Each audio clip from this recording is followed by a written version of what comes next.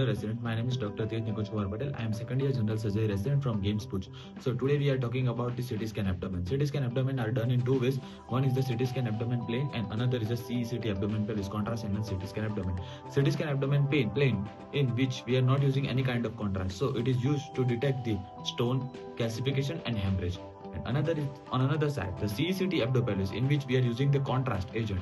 So in form of IV contrast, or sometime according to need, we are also using oral and rectal contrast. IV contrast, which is called triple phase, in which first phase is arterial phase, second phase is venous phase, and third phase is the portal phase. Now, CECT abdominis is used to staging the tumors, also assess the vascularity of the organs, and also detect the lesions in the liver, spleen, kidney, and pancreas. So let's look on the abdominal cases. So this is the CT plate showing the free gas.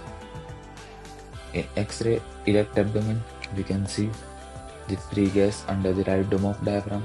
In same thing we can see on the erect chest X-ray. So this is the case of perforation. It might be peptic or enteric. Now, second thing we are seeing is the small bowel fissure. Now, small bowel fissure is a fecal matter-like appearance in small bowel due to prolonged stasis. This is the small bowel fissure.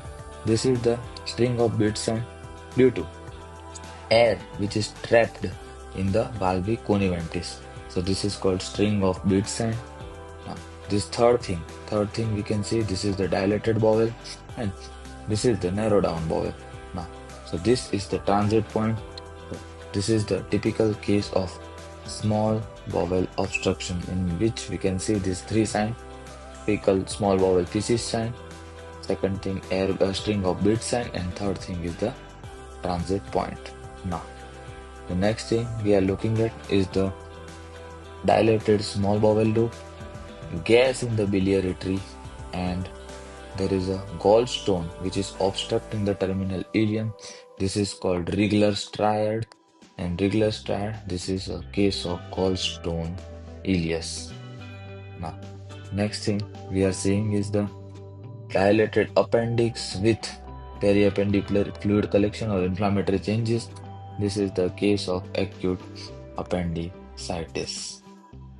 Now, next we are looking is the liver CT scan, in which we are showing that this lesion is enhanced on arterial phase and there is a washout in delayed phase.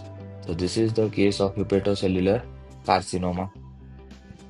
This is the fibrolamellar variant of hepatocellular carcinoma, in which we can see the heterogeneous lesion on the liver with central stellate scar. So this is the case of fibrolamellar HCC. So this is the case where the hypoechoic lesion with peripheral rim enhancement. This is the single liver abscess, most commonly amoebic origin, and this is the again hypoechoic lesion with peripheral rim enhancement, and multiple lesions similarly look like this. This is the pyogenic origin liver abscess or multiple liver abscess. So this is the case in which is the incidentally detected well-defined hypoechoic lesion in the liver parenchyma. In CT scan, initially we are seeing the peripheral enhancement and laterly we are seeing the centripetal enhancement. In MRI, we are seeing the light bulb sign. So this is the case of liver hemangioma.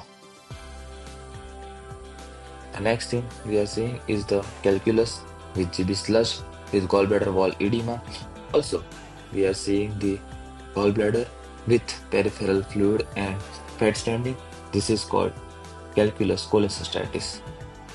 Next thing we are seeing is the dilated enlarged pancreas with fuzzy margins with fluid collection around it. This is the case of acute pancreatitis.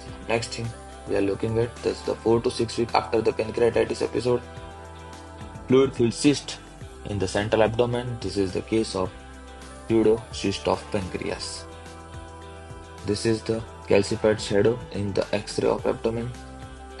So in CT scan, we are seeing the calcification. So this is the case of chronic calcific pancreatitis. This is the liver cyst, simple liver cyst of the hydrated cyst. This is second snowstorm sign. This we can see the snowstorming due to mobile hydrated sand. This third thing is the peripheral curvilinear calcification. This is the calcification around the cyst. This is called peripheral curvilinear calcifications. Fourth thing, there are multiple daughter cysts within the mother cyst. This one is the mother cyst and this the daughter cyst. So this is the hydrated cyst. This is the wheel spoke sign. Hydrated sand is trapped between the daughter cyst. So this is the hydrated cyst, daughter cyst, and this is the hydrated sand. It is trapped. This is the honeycomb sign on USG. This is the entire mother cyst filled with the daughter cyst. This is the honeycomb sign. This is the floating membrane sign. See, typical. So this is the degenerated membrane that floats within the mother cyst. This due to water lily sign.